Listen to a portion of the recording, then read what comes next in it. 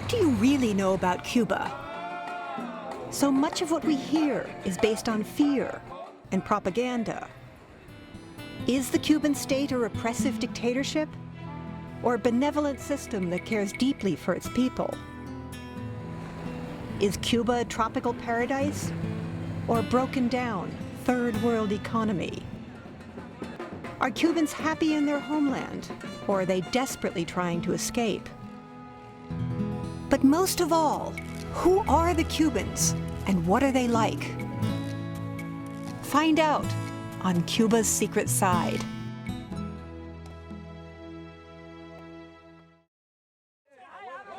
So what could possibly keep two neighbors at each other's throats for over 50 years? Back in 1959, Fidel Castro made Cuba a communist state. The government took over everything, from homes to cars to businesses. Why did Cubans go along with it? Because the government also gave everyone free health care and education. It was the countryside that benefited most. Illiterate farmers learned to read, and for the first time their children went to school. The government even provided rural students with orchestral instruments and dedicated music teachers. Every Cuban had access to free medicine, no matter how poor they were. Adolfo is in his 70s. 10 years ago, he had open-heart surgery. He still spends hours each day tending his tobacco fields. So what is life like in a communist village? Just like any small community, everyone knows everybody's business. Like who's getting a divorce and why. Bicycles have right of way. And there's one phone for the entire community, and anyone can answer it. Most parents take their kids to school each day.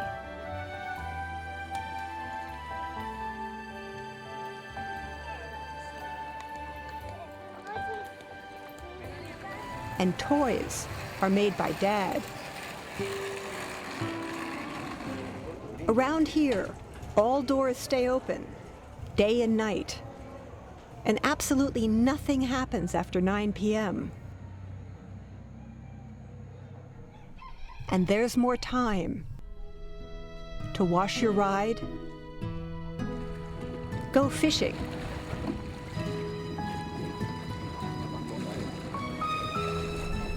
mess around in boats, or just hang out and chat. Though there are no department stores in rural Cuba, you can buy practically anything just by keeping your ears open.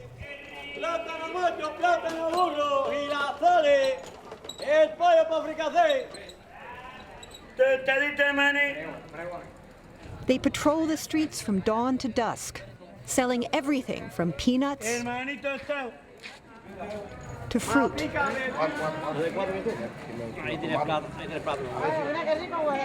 Each with his own distinctive tune. But the best voice by far belongs to Marco.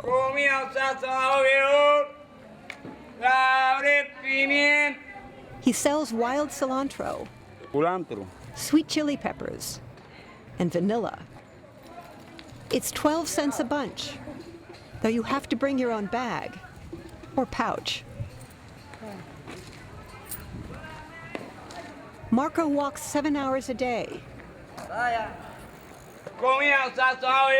and earns about $6. He's a state-licensed seller, which means he hands over most of his income to the government, but he can sell openly and doesn't have to be afraid of fines. I've known him for less than 15 minutes, but he shares his hard-earned pesos every chance he gets.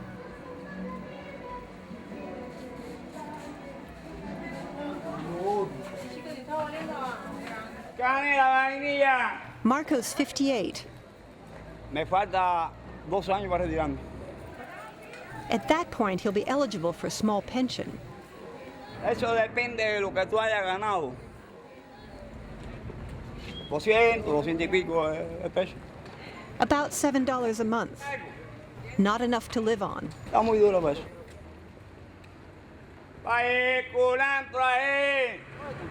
And yet he still believes in Castro's system. Y el servicio social es muy bueno. Yo te diría que es casi uno de los mejores del mundo. But Marco's true support isn't the government. It's his neighbors and friends. He gives them free chili peppers, and they treat him like family.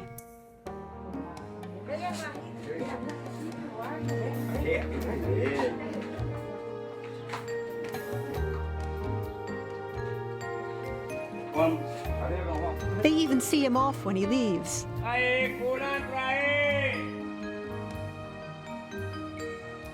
Maybe Cuban life isn't as much about communism as it is about community.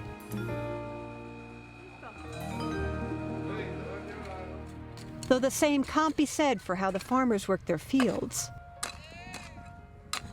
Once Castro took over, he confiscated all private land and moved the former owners onto enormous state farms. He told everyone to work as hard as possible and to ask for only what they needed to get by. The government counted on peer pressure and revolutionary slogans to keep everyone in line. The state gave farmers all their raw materials and equipment, but then came back and collected their entire harvest. They threw parties for the most productive co-ops at year-end. The whole thing worked because Russia was buying Cuba's sugar for more than it was worth and giving Cuba all the fuel it wanted at a bargain basement price. Castro kept handing farmers more fertilizer, pesticides, and modern equipment. And the harvest kept getting bigger. Then, the Soviet Union fell apart. The money vanished overnight. Cuba's harvest dropped by half. There was no fuel to run any kind of machinery, and no pesticides. Most farmers just went home and sat. Within 10 years, nearly half of Cuba's sugar factories had shut down, and the sugar harvest only earned a fraction of its former price. People started to go hungry. The average Cuban lost 20 pounds. Farmers grew cassava, a starvation crop.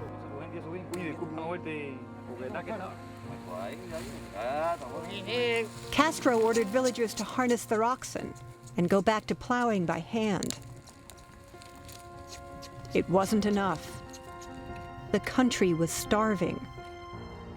In desperation, the government started leasing land back to private farmers and even let them hire neighbors come harvest time,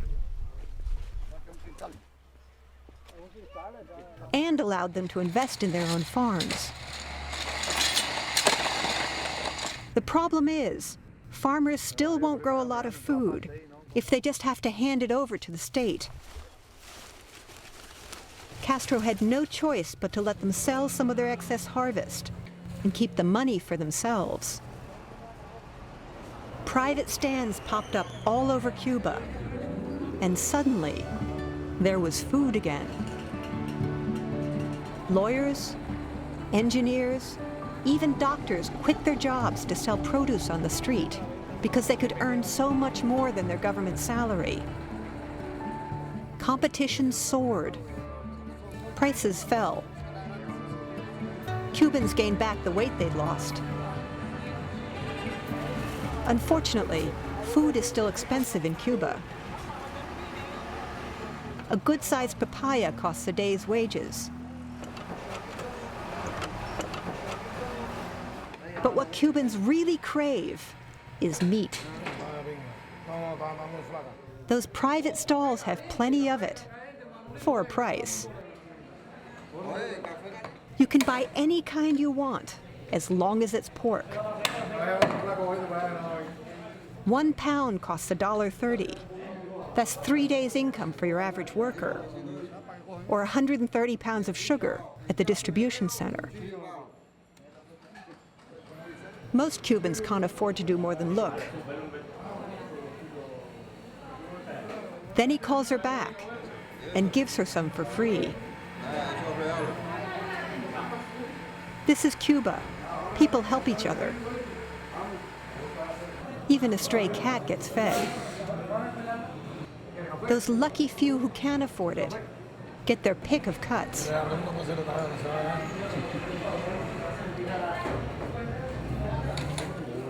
Employees don't get paid much, but at the end of the day, they do eat well. Food isn't the only thing that Cubans are prepared to make sacrifices for. This man is crawling 6 miles to the church of San Lazaro. And he's not the only one. In fact, so many people are doing it that bystanders barely seem to notice anymore. The church is 10 miles outside of Havana, and on the 17th of December, Cubans make the pilgrimage for the Saints' Day festival. They've closed the road to private cars, but there are other ways to get there and demonstrate your faith. Sackcloth, for example. San Lazaro was dirt poor. It shows you sympathize. If you really want the saints' attention, drag a stone.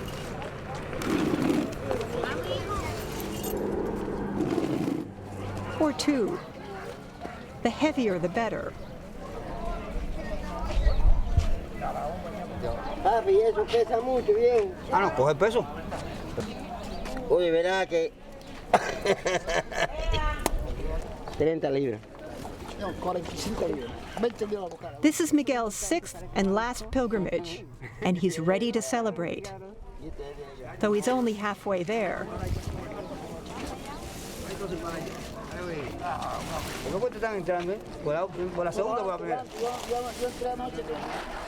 If you think this shows dedication,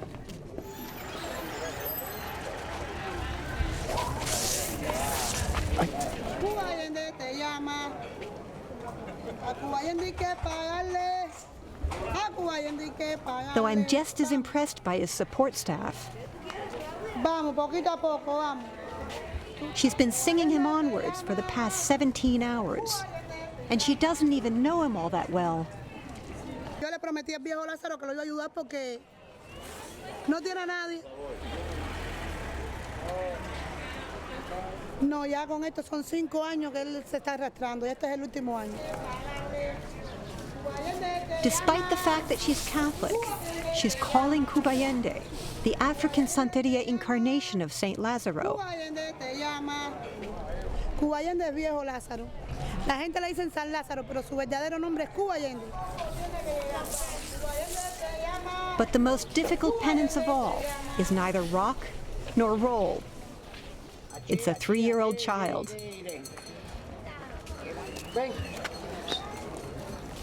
They've been underway for 13 hours. Desde la 1 de la madrugada. And the little boy is overtired.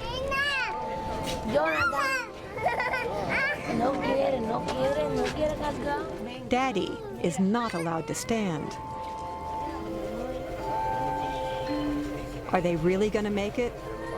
Sí, sí, cómo no.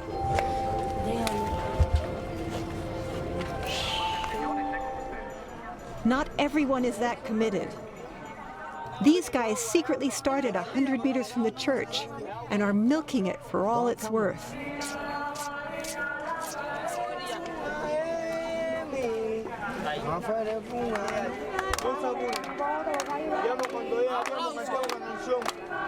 They refuse water.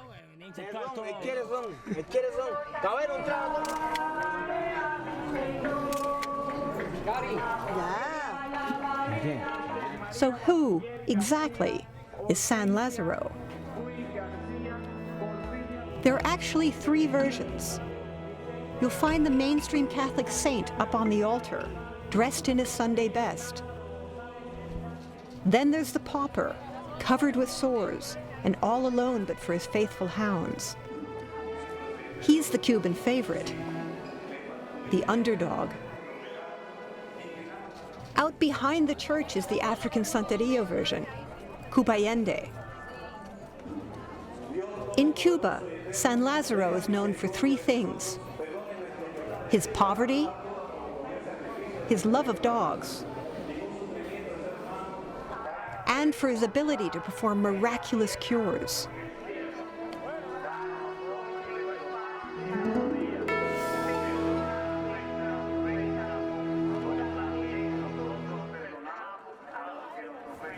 Castro once tried, unsuccessfully, to eradicate religion in Cuba. He even canceled Christmas in 1969.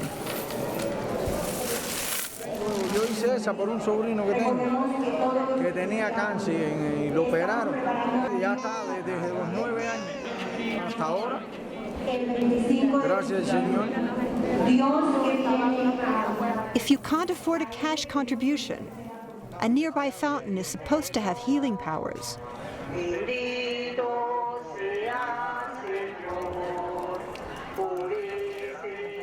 Though Cubans may be devoted Catholics, they're equally dedicated entrepreneurs. The streets leading to the church are lined with other ways to spend those hard-earned pesos. There are few things that Cubans find harder to resist than a slow-roasted pig.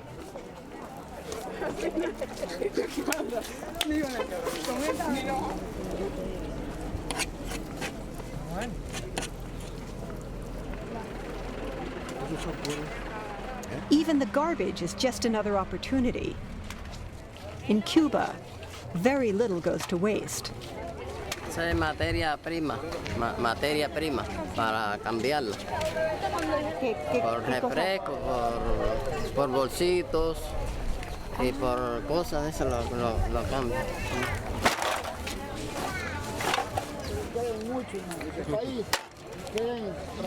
This festival is as much about the Cuban character as it is about the Catholic faith. Carrying on against all odds. Always there to support each other. And enjoying themselves along the way. Rico, está bueno.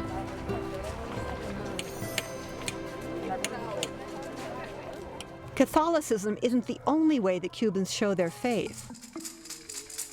Over half the population practices some form of Santeria, an African religion brought to Cuba with the slave trade.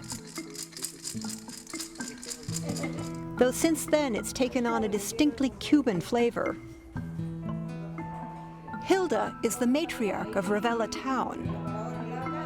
She's the unofficial problem solver, the one you go to if you need a change of luck. Porque eso representa maleficio para la casa. Or a bite to eat. Or a quiet place to meet a friend. Casi todo el mundo quería hacer el amor anoche. Un rato nada más, solo un momento. Hilda's always working at least a dozen angles. Like how to get running water for the new bathroom fixtures she just put in. 20, sí, que lo traiga acá. If anyone can make it happen. María Carmen, por favor, María Carmen. Ya. Hilda is a staunch Catholic and a high Santeria priestess.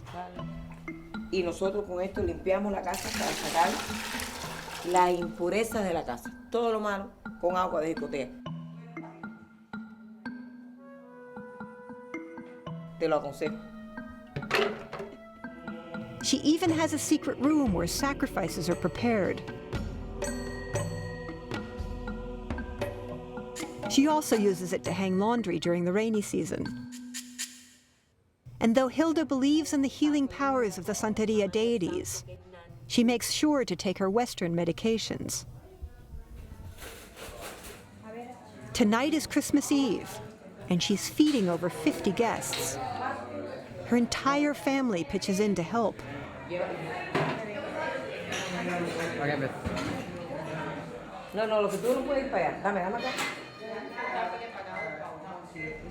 But once they're finally gone, another group arrives for a completely different kind of celebration. Until the early 90s, Cuba was officially atheist. Lately, the government has loosened up and let Cubans worship more openly.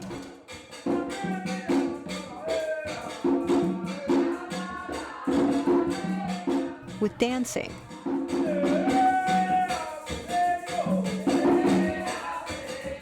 And the occasional possession.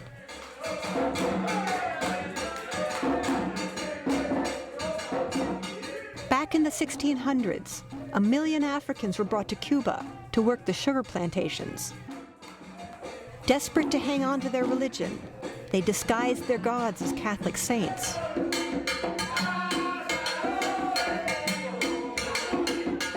They still use the same ancient rhythm and African songs.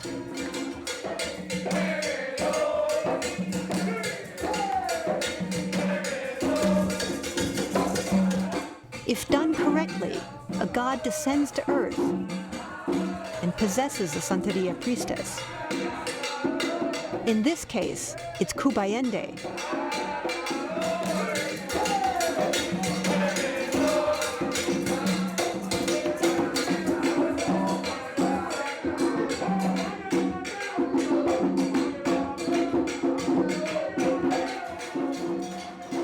Santeria isn't just a religion. It's a reflection of the Cuban personality, born out of resistance and survival. And now, the celebration.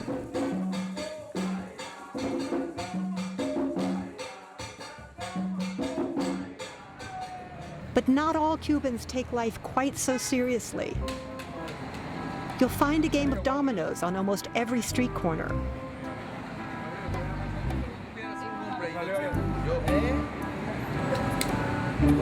It's mostly just a chance to hang out with friends. The kids are far more serious. And so is the game they play. A military coup is always just around the corner. And petrol is the most valuable commodity. Try to avoid landing on the IMF at all costs. And nationalization is almost as bad. Now there's a card you really want. Para cómo se llaman que los países te manden dinero. American aid gets you absolutely nothing.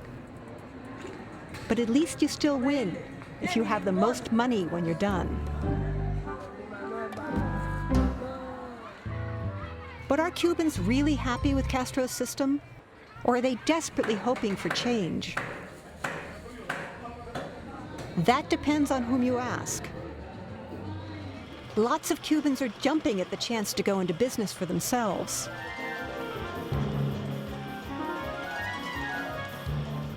Despite 50 years of socialism, Cubans still love to make a buck. These guys want capitalism back, and fast. Manuel, on the other hand, has been repairing shoes on this street corner for most of 10 years.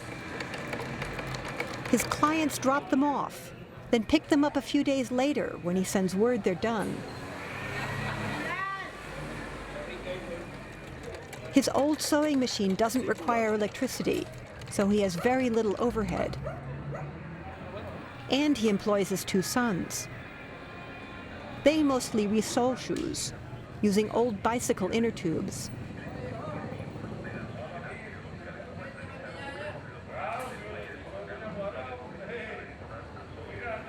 Dad still keeps a watchful eye on them.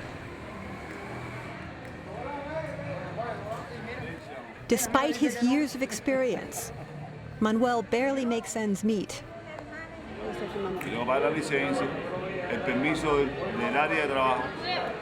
And there are substantial fees. The equivalent of fixing 320 pairs of shoes each year. But as hard as things are now, Manuel's not sure he wants the system to change. The state plans to lay off 1 million employees and dump them onto the private sector. That's a lot of competition. Manuel is clearly an entrepreneur, and yet when people forget to pick up their shoes, he doesn't sell them.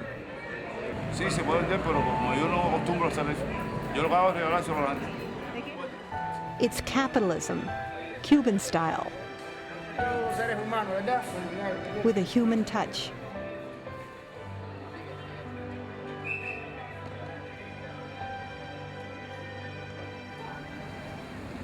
And then there's Jose. On most any sunny morning, you'll find him on Havana's waterfront. He's retired, and his pension is only $4 a month.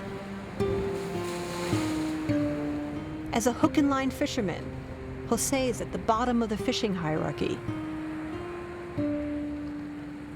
He uses almost no equipment and only owns 2 pairs of shorts.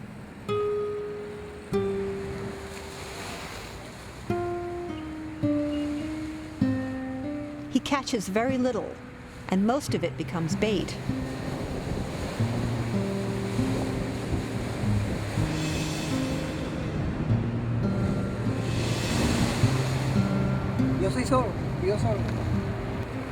Jose only eats 2 meals a day. When a wealthier fisherman shows up, you'd think he'd be envious, but he offers his meager catch as bait.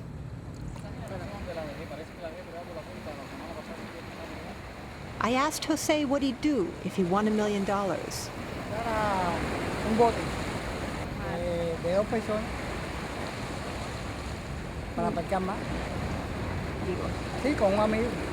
Nothing more?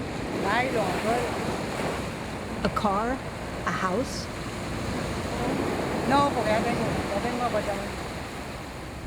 Although the rest of us might see only what's missing, Jose seems completely satisfied with what he has. But in Havana, a hook and line is not the only way to catch a fish. Though if you want to be a spear fisherman, you need considerably more equipment, courage, and you really have to swim like a fish. Some head far out to sea. Others hug the rocks, despite the often unpredictable waves.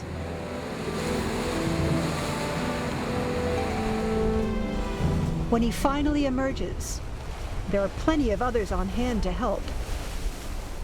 This is something of a team sport. Even the frigate birds get their share.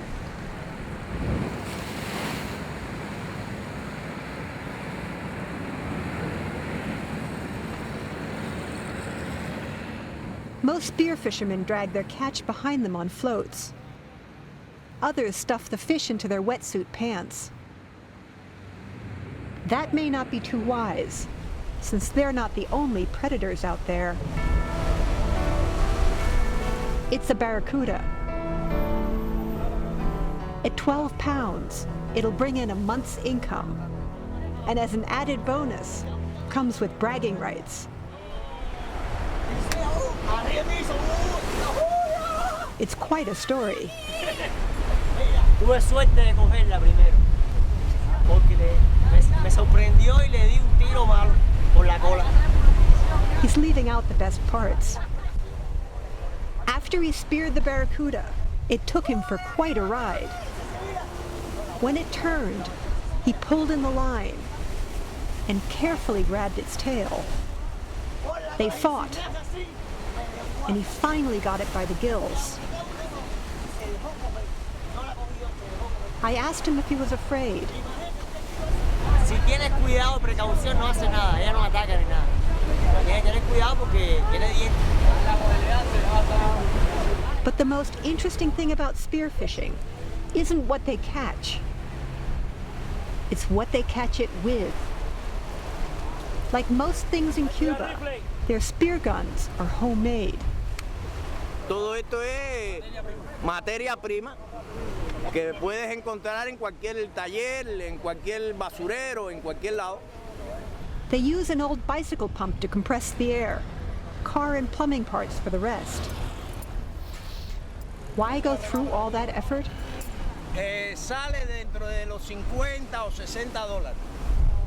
En la tienda, esta escopeta vale 180 o 200 dólares, este tamaño. The spear fishermen may get lucky now and then, but they can only dream of getting way out there, where the really big fish live. Believe it or not, a few brave souls have found a way. They head out at dawn and don't come back until mid-afternoon.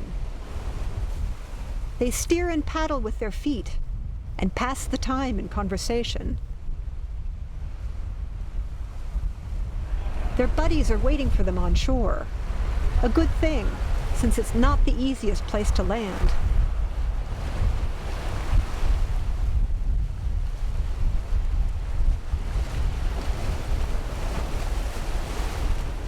Most people wouldn't trust a boat like this in their swimming pool. A disappointing catch, but at least he still has some rum. This guy's had a bit more luck, which he's happy to share. Since there are no marinas on Havana's waterfront, they have to take their boats with them.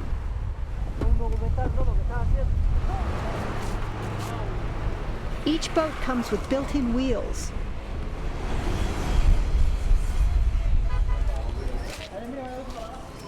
Like most Cubans, his day job doesn't pay enough to make ends meet. Soy técnico de electro.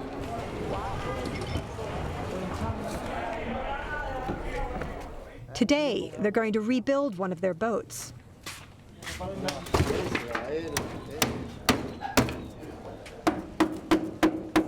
The styrofoam is the most difficult to replace. They'll reuse as much of it as they can.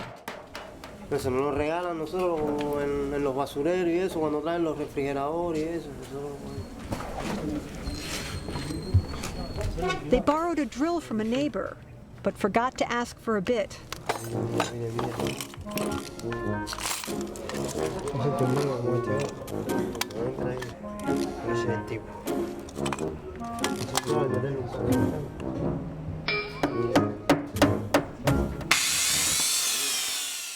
There'll be no fishing tomorrow. The past 50 years have taught the Cubans how to fix things. It's also taught them how to wait.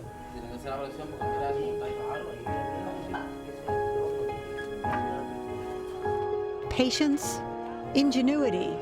The Cubans have both those qualities in spades. But there is one trait that defines Cubans more than any other. And I found it in the last place I expected. A sleepy little town called Remos. I arrived in late December, just in time for an unusual event. Officially, it's a festival, but with an unexpected twist. The town splits down the middle, San Salvador and Carmen. And both sides go to war. They do battle on 3 fronts. 1 point goes to the best float, a second for the wall of lights, and the final point for the most impressive fireworks display. But this year, San Salvador is in trouble. Their float isn't close to being finished, and the festival's only 2 days off.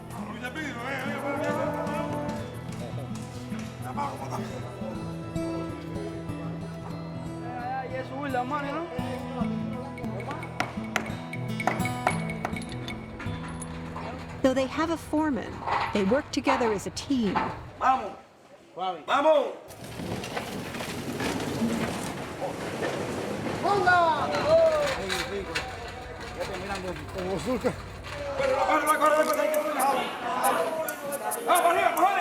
They even manage to keep their 50-year-old tractor running smoothly.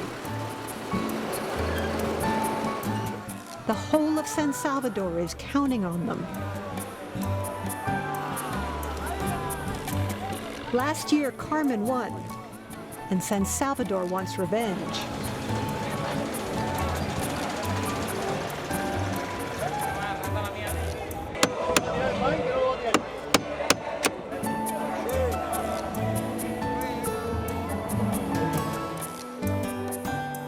But not all the action's happening in the main square.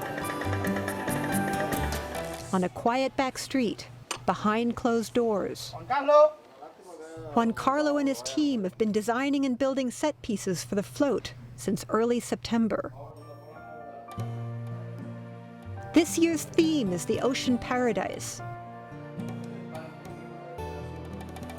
All that effort, and once the festival's over, they'll just throw it all away.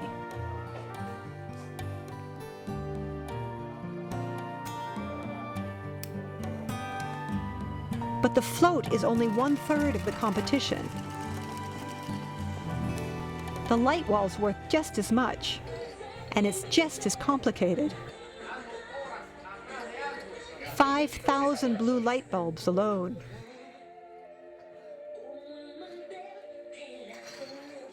And the heart of the entire display is the bomba. It's more than half a century old, and everything depends on it. Metal strips are nailed to the drum and make the light bulbs blink in a predetermined pattern.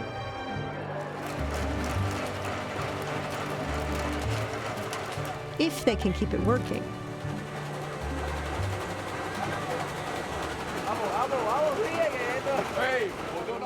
The final point goes to the homemade fireworks display. A few years ago, the factory blew up, and 3 men were killed. Not much has changed since then. In the meantime, the Cubans are doing the 2 things they like best: making money and hanging out with friends. Though their profit margin's pretty slim. Cotton candy costs 4 cents. And the world's worst spaghetti runs about a dime. The noodles have been sitting in lukewarm water for about 6 hours. They're topped with watery ketchup and a dollop of mystery meat.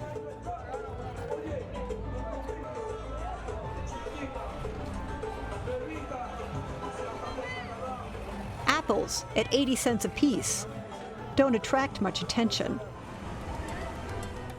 By afternoon, the square is buzzing. Children are at the center of Cuban life, and nowhere more than at a festival. Toys are hot sellers and give a glimpse of what kids want in life. Like pedicabs. And if you can't afford the real thing, plastic baseballs and bats. Heavy rigs with a rather disconcerting cargo. And guns right next to baby carriages. The most popular and expensive items up for sale are anything with a foreign label. But the festival isn't just for kids. It's also a place for men to prove their mettle in front of an attentive crowd. Todas se caigan, aunque sea un solo tiro. 3 por 5 pesos. About 25 cents. Ganas y coge, recibe 50. About $2. You can use it to celebrate with all your friends at the nearby beer tank. It's bring your own bottle, or whatever else you have on hand.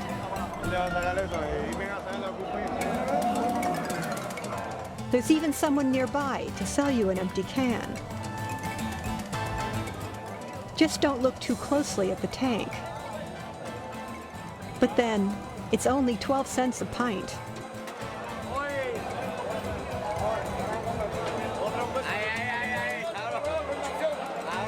Unfortunately, the men from Carmen don't have time to enjoy themselves. The festival is just hours away, and they're not finished wiring up the light wall. In fact, San Salvador has already started their fireworks display.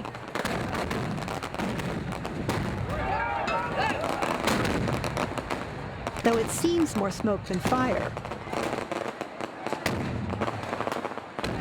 they make up for it with enthusiasm.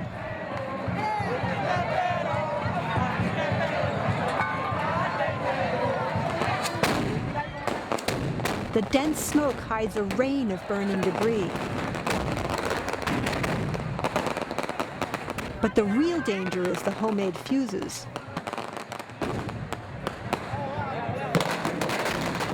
When they won't go off.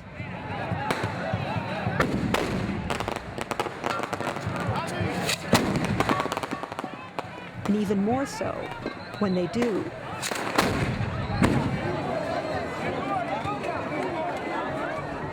Legend has it that the festival was started by a frustrated priest who could only get a few members of his flock to come to midnight mass. He recruited a bunch of kids to walk the streets and make as much noise as they could. It worked. And over time, they started using fireworks instead. Carmen is still in trouble. They've managed to finish up the wiring, but there's a short, and they have no idea where.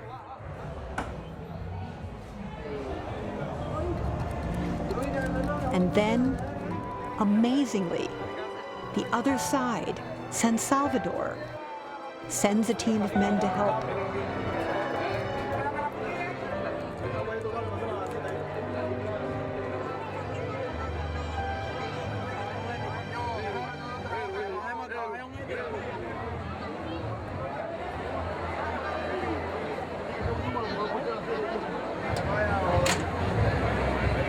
It's fixed, and the ancient bombas come to life.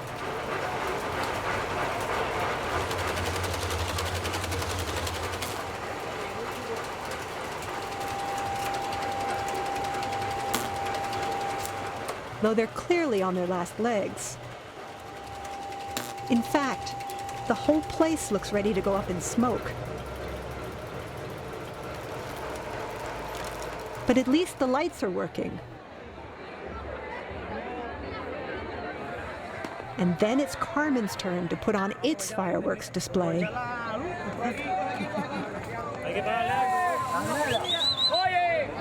They're setting up in the middle of the spectators.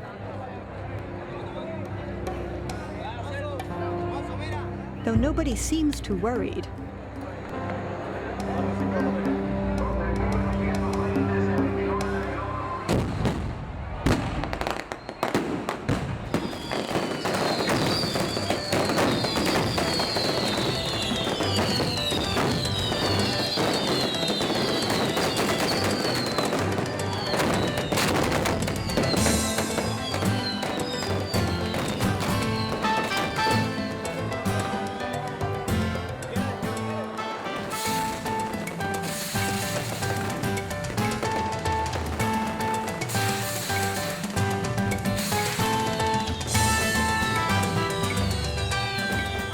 After the revolution, Castro canceled the fireworks for several years, for fear the United States would think they were being attacked and retaliate.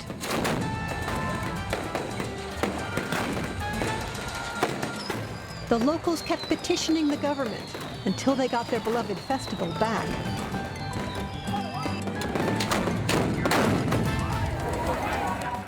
falling ash gets thicker with every blast.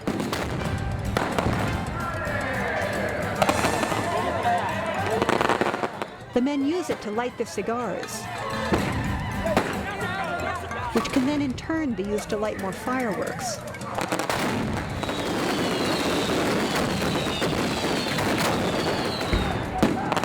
Fuses are still a problem. The smart ones knock over the tubes before using them again, in case there's something still inside. But they're just getting started. Hidden behind the square, it looks like they go on forever. How many? Even they don't know. It takes half an hour just to set them all in place.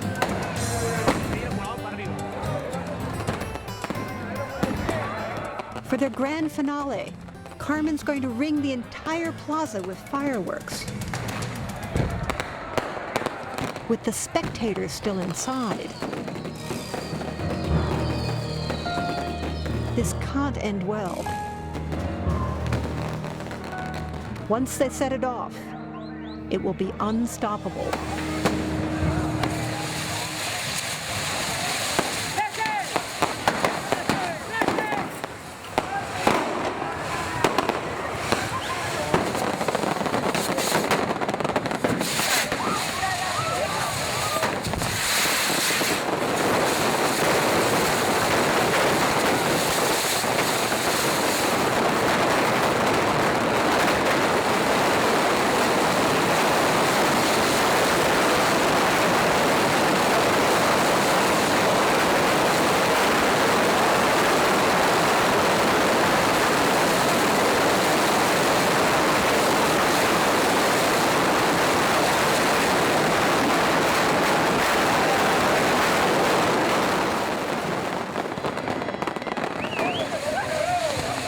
Within minutes, the festival's in full swing.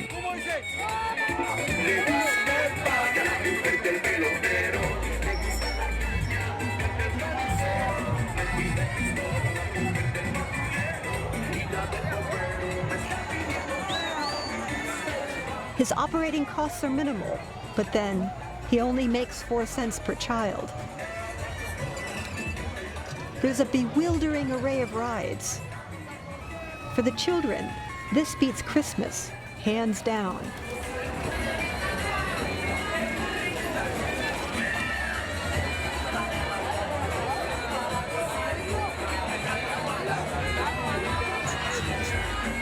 There's even a stand that sells temporary tattoos. Though not everyone's convinced.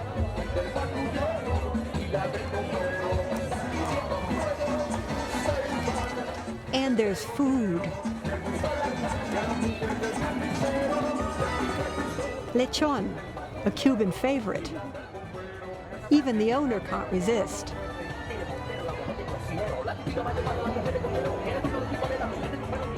$20-cent pizza. Pork. Fried dough. 8 cents apiece. And of course, the ever-popular spaghetti.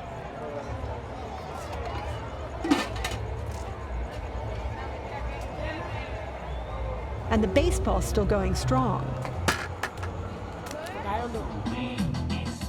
Once the music starts, they can't seem to help themselves.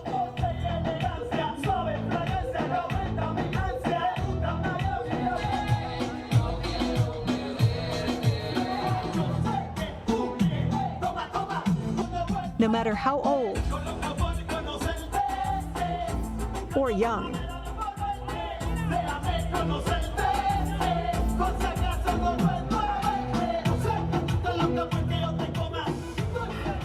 By 10 p.m., 1,000 people pack the square.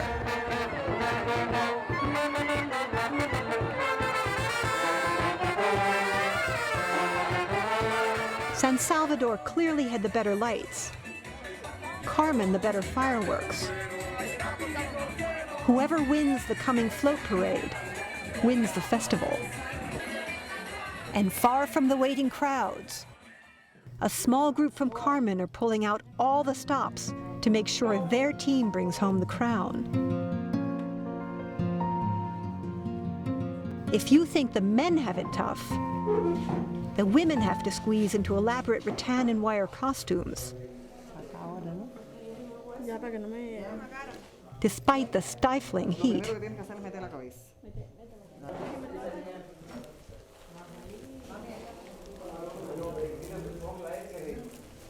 Four men and 3 women will serve as human ornaments to decorate their float, standing motionless for 4 hours until the festival is over. The headdress is so cumbersome that they have to take it outside to put it on.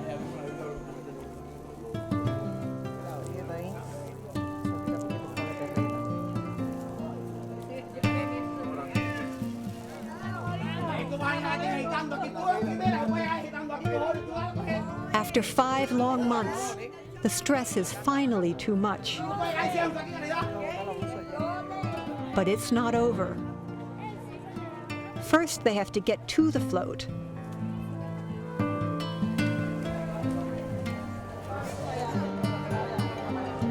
And figure out how to climb on board.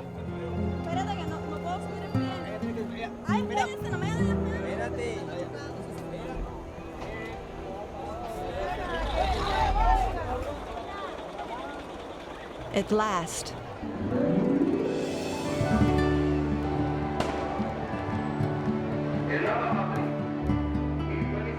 "3 hours to go, and standing proud."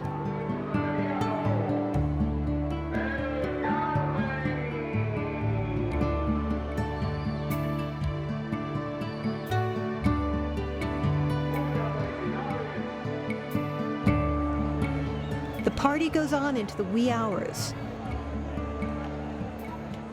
And the next morning, Remedios is turned back into a sleepy little town. Wait, so who won? Let's ask. ¿Quién ganó? Bueno, Carmen.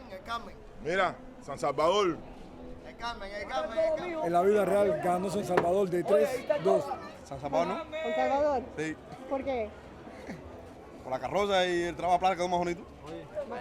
El Carmen. ¿Por qué? Porque tiró más fuego. El Salvador. But in the end, they all agree. Gana Remedio, gana Cuba. Ganó el pueblo. Ganó el pueblo contento. Una fiesta de todo. Una fiesta de Para el pueblo. bien de todo, y el pueblo fue el que ganó. Al final, el pueblo completo fue el que ganó. Todo el público. So who are the Cubans? They're brave, enthusiastic, sexy, ingenious, unique, loving, devoted, friendly, fun,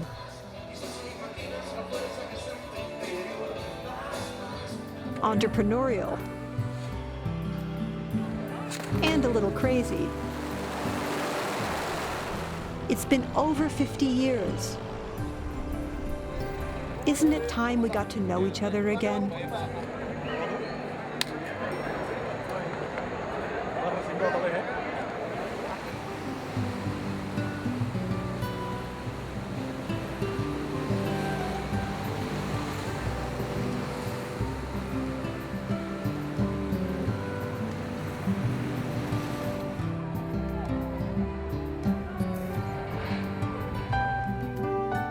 For information about how to use Cuba's Secret Side in the classroom, please visit www.cuba'ssecretside.com.